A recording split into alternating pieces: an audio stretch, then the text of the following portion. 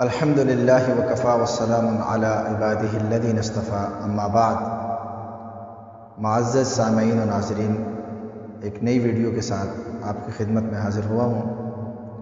آج کی اس ویڈیو کے اندر ہم حروف حلقی کے بارے میں پڑھیں گے، وہ حروف جو حلق سے ادا ہوتے ہیں، اور ان حروف کا قرآن مجید کے اندر آگے چل کے اور بھی بہت سارا کردار ہے۔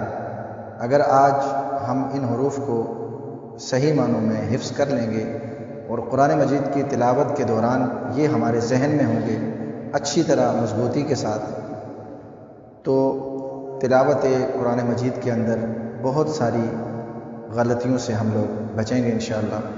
لہٰذا بس مختصر سے ویڈیو جو کہ صرف ان حروف حلقی کے بارے میں، جو کہ وہ بھائی جو قرآن مجید صحیح تجوید اور تلفظ کے ساتھ پڑھنا چاہتے ہیں، ان سے میری یہ درخواست ہے کہ وہ اسے اچھے طریقے سے بچوں کی طرح، جس طرح کہ بچے رٹا مار کے اچھے سے اسے یاد کرتے ہیں، اسے یاد کر لیں، اور یہ آپ کے دل و دماغ میں ہونے چاہیے، تاکہ جب آپ قرآن کی آگے چل کے تلاوت کریں گے تو تب آپ کو پتہ لگے گا کہ یہ کتنے ہی ضروری تھے۔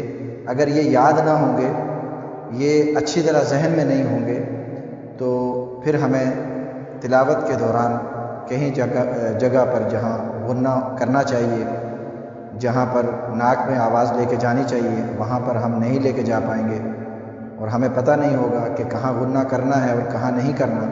اور بھی بہت ساری چیزیں ہیں جو ان سے ہمیں فائدہ حاصل ہوگا۔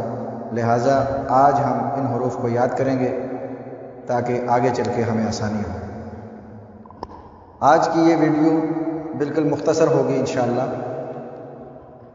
یہ حروف حلقی 6 ہیں۔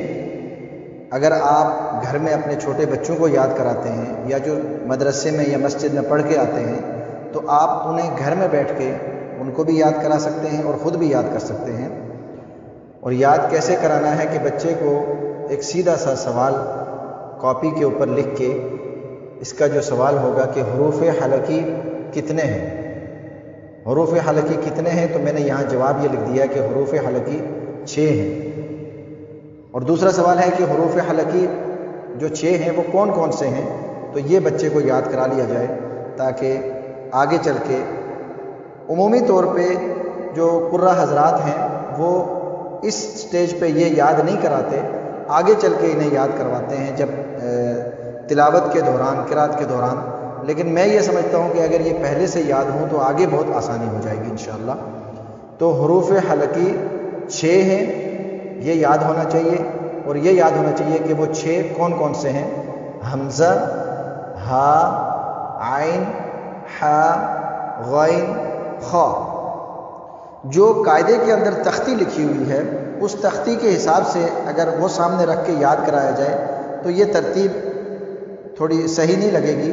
لہٰذا ایک الگ سے کاپی پہ لکھ کے کہ حروف حلقی کتنے ہیں، حروف حلقی 6 ہیں۔ حروف حلقی کون کون سے ہیں، تو یہ اسی طرح سے لکھ لیا جائے کاپی کے اندر، اور ایک تجوید کی کاپی بنا کے، تو وہاں پر یہ حمزہ سے لے کے خا تک یہ جتنے حروف ہیں، حمزہ، ہا، عین، حا، غین، خا، ان کو لکھ کر، اس میں اور کوئی تفصیل نہیں ہے، بس انہیں یاد رکھنا ہے۔ آج صرف انہیں یاد کرنا ہے۔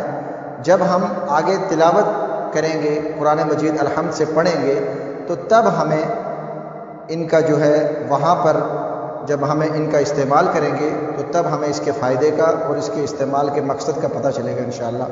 جب تک کے لیے اجازت چاہتے ہیں، اللہ تعالیٰ سے دعا ہے کہ اللہ رب العزت ہمیں صحیح معنوں میں تجوید کے ساتھ قرآن مجید پڑھنے کی توفیق عطا فرمائے، اور تجوید کے ساتھ پڑھنے کے بعد ہمیشہ یہ دعا کیا کریں کہ اللہ تعالیٰ قرآن مجید کو سمجھنے کی اور اس سے رہنمائی حاصل کرنے کی اور دوسرے کو بھی سمجھانے اور پڑھانے کی توفیق عطا فرمائے۔ وما علینا الا البلاغ۔